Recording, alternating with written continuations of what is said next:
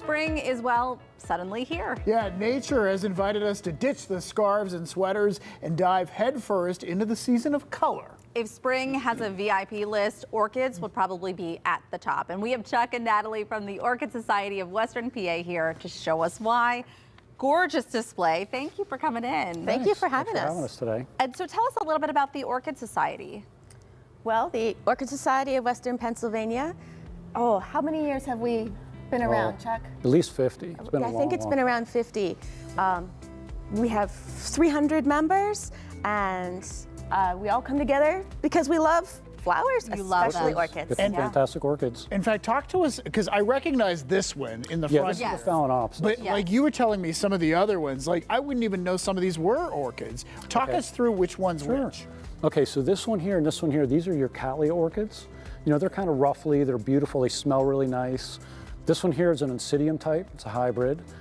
This is a Dendrobium, and the one in the front, kind of the weird one, this is called a Bulbophyllum. Okay? It looks like a little spider leg. It's kind of like the weird one in the orchid world.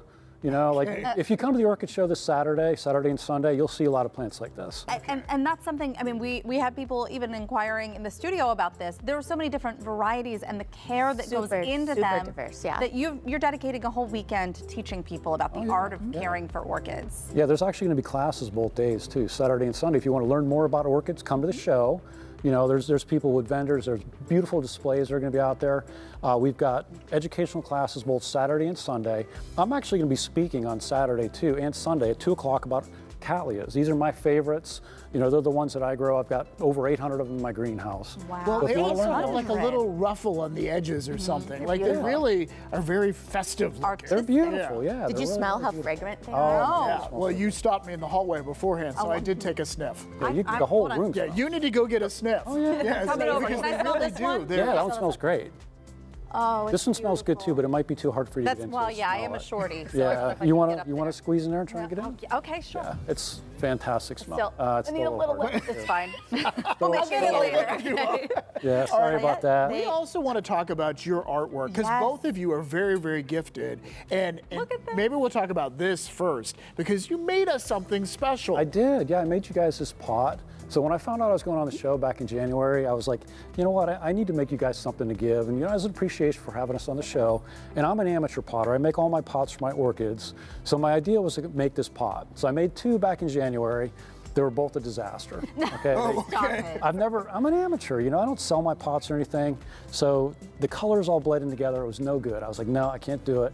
I had time, so I made 2 other ones. Beautiful. I glazed one, but it warped in the kiln. When I came out, I was like, I can't do it.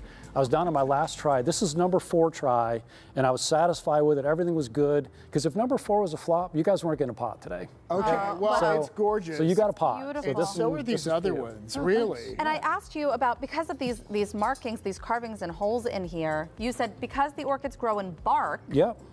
Yeah, it's for ventilation. It allows this to kind of sit in here. You're not going to have the dirt coming loose because there's no dirt in there. Yeah, One of the keep biggest, in mind. Oops, sorry, Chuck. One of the biggest mistakes people make when they're growing orchids is they let them get too waterlogged. Orchids need some air in their roots, so a chunky bark lets them drain and retains the right amount of moisture, and then they look beautiful. I think I overwater them and kill them every time. That's common. We want to ask about your eggs too, because these are gorgeous, Natalie.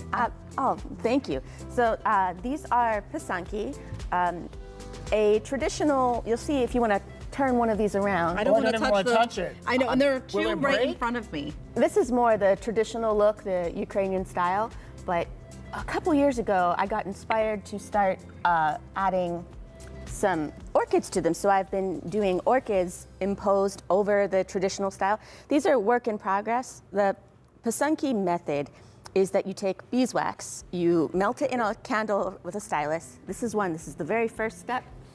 You melt the beeswax, you put it on, then you dye the whole egg, that's one with dye, and then you draw more wax on it.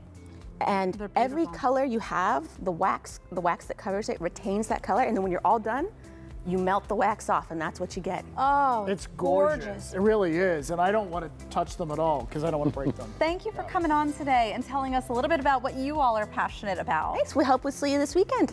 Yeah. Yeah, and in fact, we want to tell everybody the Orchid Spring Show is this weekend, Saturday and Sunday. It's $5 to get in, and we have a link with the info. It's going to be there on our website.